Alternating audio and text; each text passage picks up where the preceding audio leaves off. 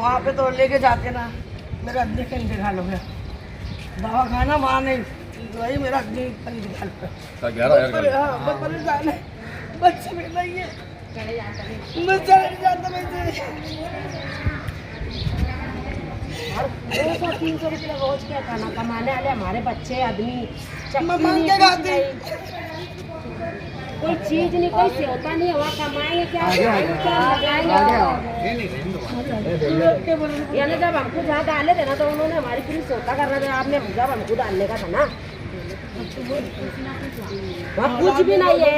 Rickshaw वाले अगर 7 बज जाते तो रिटर्न का 200 रुपया बोलते, एकदम अर्जेंट में जाना पड़ता, 200 रुपये नहीं रहे तो इंसान बीमार वहीं पर मर जाए। चक्की नहीं है, चक्की का चक्की नहीं, दवा खाने आटा पिसाने, अगर 5 किलो आटा पिसाना है तो 200 भाड़ा देना पड़ेगा। 3 महीने से हमको ऐसा भी नहीं लग रहा कि हमारी जिंदगी क्या है। रमजान इतना मुबारक महीना, हम काढ़े गया जो दिन नमाज की रात की रोजे थे हमारे मुँह में, हमने कहा जरा रोजे तो खोलन दो हमारे को। हमारे मासूम बच्चे दब गए, हमारे को कोई लीडर निम्बर कोई देखने वाला भी नहीं, कोई पानी देने वाला भी। जानवर को तो इंसान कहता है कि जानवर तू यहाँ पे आए तो पानी पी के जा। हम इंसान के साथ इतनी बेदर्दी हुई हमारे बच्चे मासूम पे बोलेंगे तुमको देंगे, सोता देंगे, बोलेंगे आके नोटिस देंगे। कुछ भी नहीं भैया, 4थे नंबर पे हम मेरा मैदा कमजोर, डॉक्टर बोला कि तुम बीपी चढ़ गया, 180 रोज बीपी होते जा रही मेरी। कब तक के मैंने दवा गोली खाना, भाड़ा 50 रुपये अपनी आमदी है कि 50 रुपये भाड़ा दे के हमारे गाँव में आना, ना डॉक्टर है बड़ा, ना मेरे को वहाँ का अभी देखभाल के आगे इलाज लगता मेरे को। इसके अब्बा को दाखिल करेले हमने, कुछ नहीं से होता भैया वहाँ पे, कुछ भी नहीं है। बच्चे की सूरत भी ख़राब हो रही, बच्चों की पढ़ाई भी जा रही। मेरी लड़की एक 12वीं पढ़ती, उसकी मदद कोई भी नहीं है। कैसे इसको गाँव में लाना, पैसा रहेगा तो लाएंगे ना, और कोई बोलेंगे हमारी इतनी मदद कर दो भैया, बहुत अल्लाह तुम्हारी मदद करेंगे। आज जो पब्लिक और ये आवाम जो आई है, ये मुकुंदवाड़ी जो बस्ती 140 झोपड़े जो उखाड़े गए थे और इनको जो है 11,000 कॉलोनी शिफ्ट किया गया था। अब वहाँ पे शिफ्ट किया गया बोले तो वहाँ पे ना इनको कोई सुविधा है, ना नल की सुविधा है, ना गटर की है, ना स्कूल की है, ना तुम्हारा हॉस्पिटल की है, ना सिटी बस की है। यानी ले देखो कोई चीज़ की सुविधा नहीं है। अगर किसी को रात बेरात अगर कोई बीमार हो जाता है, कोई डिलीवरी का मसला होता है, तो अब वहाँ पे जो मजदूर लोग हैं जो 200-300 रुपये रोज़ का काम करने वाले हैं, अब वहाँ से रिक्शा सिविल हॉस्पिटल जाने का ले लेता 250-300 रुपया। तो अगर वो हॉस्पिटल में जाएगा या बच्चे का इलाज कराएगा, तो बोलने का मतलब ये है सब जो हालात आज जो है, तो इन्होंने आज मुकुंदवाड़ी की जो और 11,000 कॉलोनी के सभी इनके अंदर जो आवाम है, आज इन्होंने ये इनका सीधा एक आरोप है कि अभी मालेगांव शहर के जितने भी नेता है, इन्होंने हमारे लिए खड़े नहीं हुए, हमारी कोई मदद नहीं की। जिनको इन्होंने अपना नेता माना, मैं तो मानता नहीं, खैर है ना, इन्होंने नेता माना जिनको इन्होंने इनकी कभी मदद करने के लिए खड़ा नहीं हुआ। दूसरी बात इसके अंदर ये हुआ कि फूड रमज़ान यानी रमज़ान शुरू होने के पहले ही शब बारात के दिन जो ताक रात रहती, वो दिन इनका मकान तोड़ा गया वहाँ पे। ये एक अपने आप में बड़ी शर्म की बात है। जिनके पीछे बेचारे जिन्होंने इनको नेता और जिनको इन्होंने नेता माना, उनके लिए तो उनके मुंह पे तमाचा है कि ऐसे हरकत इनके साथ की कि ताक रात के दिन इनका घर मकान तोड़ा गया और उनको बेघर करके 11,000 कॉलोनी में डाला गया। तो आज वहाँ पे जाने के बाद इनको किसी बात की कोई सुविधा नहीं है। अभी हमने कमिश्नर साहब को एक मेमोरेंडम दिया, सब ने मिल के, और इन्होंने जो तकलीफें बताई है क्या यहाँ पे आके अगर 1 महीने के अंदर हमने मेमोरेंडम में अल्टीमेटम दिया, 1 महीने के अंदर अगर इनको सुविधा अगर नहीं मिलती है ना, इनकी जो तकलीफ दूर नहीं होती, तो इसके बाद ये 1 महीने के बाद ये लोग यहाँ एक मरण व्रत पर बैठेंगे और उल्टी फांसी लगाने का इन्होंने कि अपना एक निवेदन ऐसा यहाँ पे बताया। दूसरी बात, कमिश्नर साहब ने तो हमको आश्वासन तो दे दिया क्या वहाँ पे 2 महीने में बस आ जाएंगी, 3 महीने में बस आ जाएंगी, लेकिन मैं जहाँ तक मानता हूँ, जहाँ तक सुना मैं कि 5 महीना हो गया, 5 साल हो गया, 5 साल के 6 साल हो गए, मुझे लगता है वहाँ पे बस का कोई इंतजाम हुआ नहीं है ना। तो ये सब लड्डू के चक्कर में हम आने वाले नहीं हैं। हम भारतीय जनता पार्टी के लोग हैं। इन्होंने भारतीय जनता पार्टी के पदाधिकारी कार्यकर्ताओं के ऊपर जो भरोसा और विश्वास जताया, हम इनकी बात हमारी सरकार तक जरूर रह करके जाएंगे। इन्होंने जो आज हम पे भरोसा और विश्वास जताया कि भारतीय जनता पार्टी के सरकार से क्या मदद की गुहार लगाई, जो सरकार ने हमारी घरकुल योजना के तहत जो मकान दिया, अतिक्रमण को दूर करके अब हमारी सरकार देने का काम कर रही है। और लेकिन देने का काम तो हमारी सरकार कर रही है, लेकिन यहाँ के निकम्मे प्रशासक और यहाँ के निकम्मे नेताओं की वजह से आज गौर गरीबों को इसका लाभ नहीं मिलता। फिर ले दे कि भारतीय जनता पार्टी को बदनाम करने का काम करते हैं, भारतीय जनता पार्टी घर तोड़ने का काम करती है। अभी 1 महीने के बाद अगर तुम्हारी मांग पूरी नहीं तो क्या करेंगे? एक महीने के बाद अगर घर नहीं मिलता तो मैं गारंटी से बोलता हूँ भारतीय जनता पार्टी के सभी पदाधिकारी और कार्यकर्ताओं की तरफ से और हमारी सरकार की तरफ से मैं बोलता हूँ, अगर इनको अगर एक महीने के अंदर सब सुविधा अगर नहीं मिलती, ये जहाँ से उनको उखाड़ के 11,000 कॉलोनी भेजा गया मुकुंदवाड़ी से, ये सब आवाम को मैं खुद वहाँ जाके बसा दूंगा, ये गारंटी। 25 लोग ऐसे हैं जिनकी किरपट्टी होने के बावजूद और उनका सर्वे होने के बावजूद भी उनको कॉलोनी नहीं दी गई। तो ऐसे लोगों के भी जो डॉक्यूमेंट्स आप लोगों के हैं उसके आप पेपर लाओ, मकान भी हम दिला के आपको देंगे वहाँ पे, ठीक है। तो हम वही बांध के रहेंगे, मकान बांध के रहेंगे वहाँ पे और झंडा गाड़ देंगे। चाहे अच्छे से अच्छा कमिश्नर भी आया, बताओ की हमको मुकुंदवाडी से उखाड़ हाँ 1 महिना जर आम्हाला तिथं सुविधा नाही भेटली तर परत आम्ही इथं बांधू, कुठे इथं मुकुंदवाडी मध्ये। आणि इथं जर नाही आम्हाला परत उखाडलं तर मग आम्ही इथं फाशी घेऊन मरून जाऊ बस, आणि बाबासाहेबचा झेंडा गाडून देऊ। हाँ। पहली बार तो गवर्नमेंट ने जिसको घर नहीं, बिल्कुल जो अतिक्रमण में रहते ये रहते इनके लिए वो स्कीम बनाई।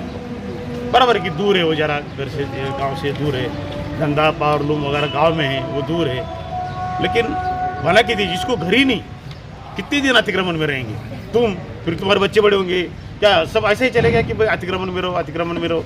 तो गवर्नमेंट में वो स्कीम निकाले घर बांध के वो देने की करके, मुझे लगता है 20-22 हज़ार कुछ तो भी भरना पड़ता है पहली बार। दूसरा वहाँ सुविधा देना कॉर्पोरेशन का फर्ज है, सुविधा देना चाहिए, पानी देना चाहिए, अच्छा रास्ता देना चाहिए, ड्रेनेज देनी चाहिए, लाइट हो, वहाँ स्कूल हो, ऐसा हो। अभी देखो स्कूल भी है वहाँ, कोई ज़्यादा चलती नहीं, एक स्कूल है, बराबर है, एक स्कूल है, दवाखाना भी है, शायद वो 2-4 घंटा डॉक्टर आता होगा। हाँ मैं बोलता ना, मुझे भी पता है कि 2-4 घंटा ही चलता होगा, ज़्यादा नहीं। तो हम कोशिश करेंगे भी स्कूल अच्छी चले, चौथी नहीं तो 7वीं तक की स्कूल चले।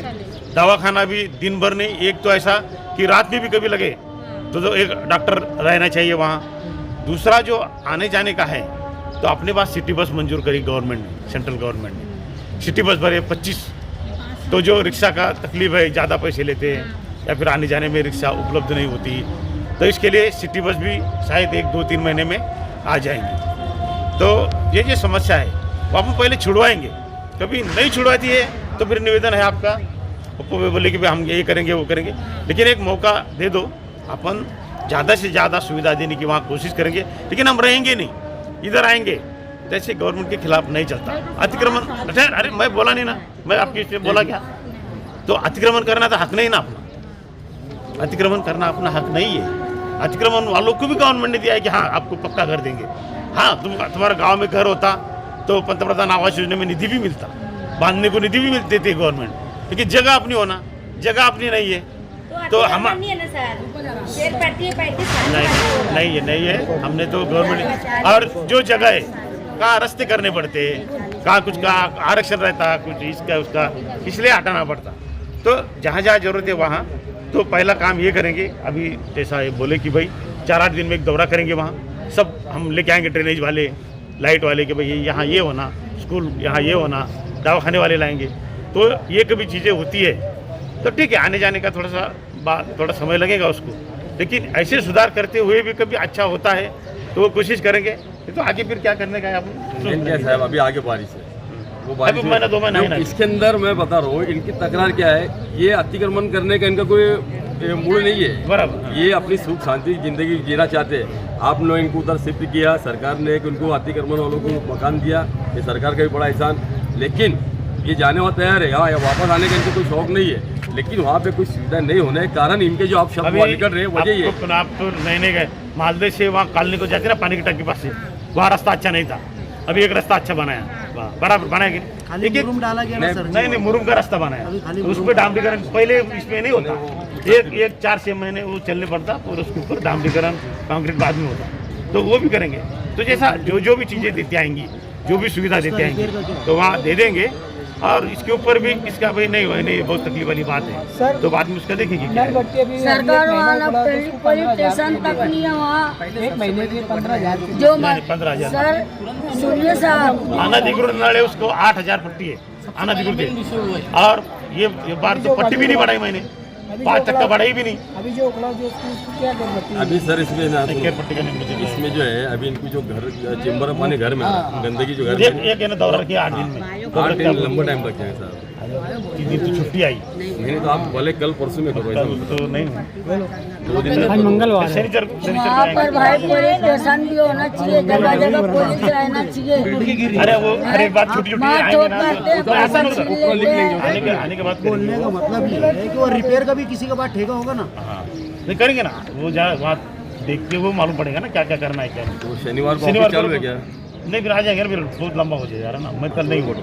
तो आपको भले जुम्मे के दिन जरा एक दिन के दूसरे 2-3 दिन का टाइम दो, लेकिन वहाँ पे विजिट करो और बारीकी से इनकी जो तकलीफ है ना आप नोट कर लो, चले। और जितना तात्काल काम शुरू कराते हैं तो उतना आप करा के दो, चले है ना? ठीक है। शनिवार वहाँ मीटिंग रखी शनिवार के दिन मजदूर लोग रह रहे केयर पट्टी कितनी आ रही है, लाइट बिल कितनी आ रही है, 30,000 रुपए केयर पट्टी आई थी। ये शायद जो सैनिटरी वहाँ आएंगे 11-12 बजे में एक मीटिंग लगाएंगे अपने वहाँ पे कॉलोनी के अंदर, फिर इनको जो भी है पूरा सर्वे करेंगे वहाँ पे, और जो उनके जो टिप्पणी करना वो कर लेंगे, और जो जरूरत है तो उसका जो अर्जेंट तात्काल जो जरूरत है उसके ऊपर तुरंत काम कर चालू करवाएंगे, है ना? फिर वो स्कूल हो या तुम्हारा, मुझे लगता है इंसानियत है ना, इनकी बात सुनने के बाद मुझे मेरा कुछ दिल भर गया है, ईमानदारी की आपको बता। आप भी इंसान हो, आपके अंदर भी एक दिल है, आप इनके सुनने के बाद मुझे लगता है आपका काम अच्छा है, मुझे आपसे उम्मीद है कि आप काम इनका करके देंगे, इनके ऊपर आप ध्यान दोगे, है ना? और इसमें दूसरी बात यह है कि आज इनको जो इनकी तकलीफ है, आज इन्होंने गांव के सभी नेता इनके जिनको ये नेता मानते थे, इन्होंने इनके साथ छल करने का काम किया, धोखा देने का काम किया, है ना? इनको पूर्ण रमजान महीने में त्योहार सन के टाइम में इनका घर उखाड़ा गया, इतना बेदर्दी से काम किया, ऐसे ही इनको डाल दिया गया जहाँ मुझे लगता है जानवर के साथ भी हम ऐसा अत्याचार नहीं करते। सामान भी नहीं निकालने एक मिनट, तो जानवर के साथ जब अत्याचार ऐसा नहीं करते, जिस तरह से इनके साथ एक अत्याचार अन्याय हुआ, इनको मौका भी नहीं दिया गया कि त्योहार घर पर बनाया जाए, इनको उस जगह पे इनको उखाड़ के फेंक दिया गया, और ऐसी जगह फेंका गया यहाँ पे कुछ भी सुविधा नहीं है। मैं खुद भी आके सर्वे करके आया, इसके पहले भी हमने आपको एक न्यूज़ के मार्फत हमारी बात न्यूज़ के मार्फत हमने आपको न्यूज़ के मार्फत हमने आपको बताया था, लेकिन त्योहार आने के कारण ये मामला रुक गया, है ना? ये निवेदन देना मकसद यार, आज इनको जो भारतीय जनता पार्टी के पदाधिकारी के कार्यकर्ताओं पे भरोसा हुआ और हमारी सरकार के ऊपर एक इनको भरोसा हुआ कि भारतीय जनता पार्टी ही हमारे मसले का हल कर सकती है, तो मैं भी इनको उसके ऊपर जो खरा उतरूँगा। इन्होंने जो भारतीय जनता पार्टी के हमारे पदाधिकारी के ऊपर विश्वास जताया, मैं इनके लिए रात दिन मेहनत करके, है ना यार, लड़ना पड़े, कोर्ट जाना पड़े, आंदोलन करना पड़े, जो करना पड़े, इनको इंसाफ दिला करके मैं रहूँगा। और आपसे हमको अपेक्षा है आप इन सब बातों को सुनने और देखने के बाद इनके मामलों को आप हल करेंगे, मुझे मेरी आपसे अपेक्षा है। और आप वहाँ पे आके विजिट करो, इनको आज जो तकलीफ है, और नहीं तो लेटर में देना मकसद ये है, इसके अंदर ये है, अगर 1 महीने के अंदर इनको अगर सुविधा आपने होगा उपलब्ध नहीं करके दी, तो भारतीय जनता पार्टी की तरफ से मैं एक गारंटी लेता हूँ, जो होए सो होए, मैं जहाँ बसे है, एक मिनट थामा, तो जहाँ बसा है, एक जहाँ से इनको आपने निकाले, एक कहीं थामा, 1-2 मिनट में इनको जहाँ से उखाड़ा गया, मैं भारतीय जनता पार्टी की तरफ से जवाबदारी लेता, चाहे जो हो, मैं इनको उस जगह पर आबाद करा के दूंगा, जातिक्रमण बोलो या जो हो, जो देखा जाएगा, 1 महीने का ये अल्टीमेटम है। नहीं वहाँ जाएंगे हम, जाने आने की इतनी तकलीफ है, इनको कमाएंगे कैसे, दवा खाना कैसे लेके जाएंगे, इनको यहाँ संभालेंगे, वहाँ इतनी खराब रोड है, ये गंदगी दुनिया की है वहाँ पे, आज तलक के कोई नहीं है वहाँ कोई सहूलत है। मैं अभी तलक के वहाँ नहीं गया, मैं वहाँ पे टाट बांध के रह रहा रोड ही के ऊपर, आप हमको वहीं पे खाली जगह करके दे दो, आपका बहुत मेहरबानी। और सर बारिश के अंदर वो जो संडास का पाइप है, जो महिला जमा होता है, वो चेम्बर है ना, सब फटे आते, और अगर वो संडास के नल्ले के अंदर कपड़ा ना डाले ना, तो वो पूरा घर में आ जाएगा, नीचे की खुलिया लोग, ये कंडीशन है वहाँ, आज भी वही कंडीशन है, अभी तो बारिश भी नहीं है। आज एसपी साहब से मुलाकात करने का मकसद ये है, ये मुकुंदवाड़ी के जो लोग हैं, और इसके अंदर 11,000 कॉलोनी के अंदर जो बसे हुए लोग हैं, और इनको भी मुकुंदवाड़ी उखाड़ा करके आज जो 11,000 कॉलोनी के अंदर को बसाया गया, लेकिन वहाँ पे कोई एक सुविधा नहीं होने के कारण है, तो हमने एक महापालिका में भी एक निवेदन, एक मेमोरेंडम वहाँ पे देकर हमने आयुक्त साहब से मुलाकात की, और यहाँ आने का मकसद एसपी साहब के पास ये है कि वहाँ पे जो नशे का धंधा करने वाले जो क्रिमिनल लोग हैं, गाँव में कुछ लफड़ा करते हैं और कोई कांड करके वहाँ जाके छुपने का काम करते हैं। वहाँ की जो खोली जो बंद है, टूटी फूटी खोली, उसके अंदर है कि अपने पसपनाह का काम करते हैं। और वहाँ के जो स्थानिक लोग जो वहाँ पे यहाँ शहर से जो जाके उधर आबाद हुए, उनके ऊपर एक अत्याचार करने का काम भी कर, कहीं उनके ऊपर कटरा मार दे रहे, कहीं उनके पगार जो गरीब पगार लेकर उनकी पगार छीनने का काम कर रहे, वहाँ पे नशे का धंधा कर रहे, वहाँ पे शराब का धंधा कर रहे, वहाँ पे हमारी माँ बहनों के साथ छेड़छाड़ करने का भी काम कर रहे। ये सब विषय लेके हम आज एसपी साहब के पास है कि वहाँ पे तत्काल आपके लेवल के ऊपर आप एक कार्रवाई आगे बढ़ा करके वहाँ पे तत्काल एक पुलिस स्टेशन का इंतजाम होना चाहिए। लेकिन उन्होंने ये कहा कि ये प्रोसेस बहुत बड़ा रहता है, उसके लिए मैं जरूर कोशिश करूंगा। लेकिन साथ में उन्होंने एक नेगेटिव, मुझे ऐसा लगता है कि वहाँ के जो लोगों की जो कंप्लेंट हम निवेदन जो दे रहे हैं, लेकिन उनका मानना यह है कि वहाँ पे अभी तक किसी लोगों ने कंप्लेंट नहीं दी। जब कंप्लेंट का रेशो रहेगा तो उनको भी आगे बात करने के लिए ईजी होगा। जब हमारे पास कंप्लेंट ही नहीं है तो हम तो ये मानते हैं कि भाई 11,000 कॉलोनी में कोई मामला नहीं है। उन्होंने उनके तौर से क्लियर कट कहा क्योंकि उनकी गलती नहीं है, ये आप अपनी मेमोरी में डाल दो अच्छी तरीके से। अगर किसी के साथ कोई हरकत होती है, कोई क्रिमिनल आपके साथ छेड़छाड़ करते हैं या कोई नशा का धंधा करता है, तो आपको सामने आना पड़ेगा हिम्मत करके, और उसके खिलाफ आपको नजदीक पुलिस स्टेशन में आप जाके वहाँ पे कंप्लेंट दो, ताकि आपका रेशो बढ़े कि यहाँ पे क्राइम कितना हो रहा है, कितने गुनहगार लोग यहाँ पे है, ये आपको हिम्मत करना पड़ेगा। नहीं तो आपके साथ जो अत्याचार हो रहा है, छेड़छाड़ हो रही है, क्राइम हो रहा है, होता ही रहेगा। और डिपार्टमेंट को हम तो निवेदन खाली हम दे सकते हैं, लेकिन वो भी निवेदन लेके रखेंगे क्योंकि उनकी नज़र में तो वहाँ पे क्राइम हो ही नहीं रहा ना, रिकॉर्ड भी नहीं ना वहाँ पे क्राइम हो रहा। तो आप लोगों को वहाँ पे कंप्लेंट डालना पड़ेगी है, कोई भी मामला है तो उन्होंने साफ लफ्जों में कहा कि आप उधर का रिकॉर्ड दो, तो हम तत्काल ऊपर कार्रवाई करने बोलेंगे और टेम्पररी तत्काल वहाँ पे हम एक छावनी भी इंतजाम करेंगे। लेकिन उसके लिए भी उसका प्रोसेस बहुत लंबा है, लेकिन कुछ दिखाना पड़ेगा आपको। वहाँ पे सर मेरी दुकान थी,